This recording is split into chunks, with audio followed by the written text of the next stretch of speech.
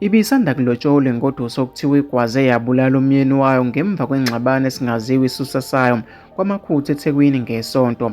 Kuyimanje ushayisana ngamakhala umndeni kaMnumzane Sanele ecelwa neminyaka ngo-27 wasezingolweni obenguthisha eNyoni Emhlophe High School eMbumbulu.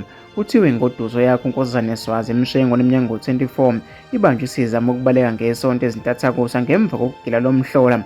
Kubikwa ukuthi umufi ubenezinyanga eziwu7 eyilobolile. Iphephandaba likhulume noMnumzane Njabulo Cele ngomfowabo kamufi obezwakala ukuthi akasikholwa lesi sigemegeme.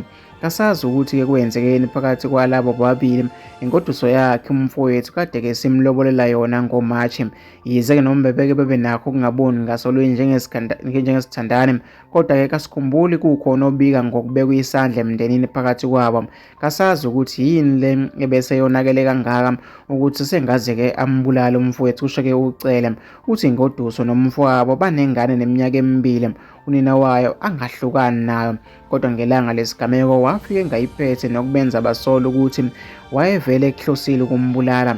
Uthi isidumbu sikamfowabo sitholakala siphezu kombhede siyinqunu, kubonakala ukuthi ugwaze ezumekile.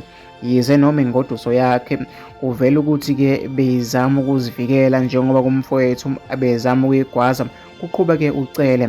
Iphephandaba Ilanga lithola ukuthi umsolwa ubanjwe ngomasitende esezama ukubaleka nezikhwama zakhe entathakusa. Kuthiwa ngesikhathi omakhelwane bembuza ukuthi kwenze njani, ubaphendule ngokuthi bebexabene.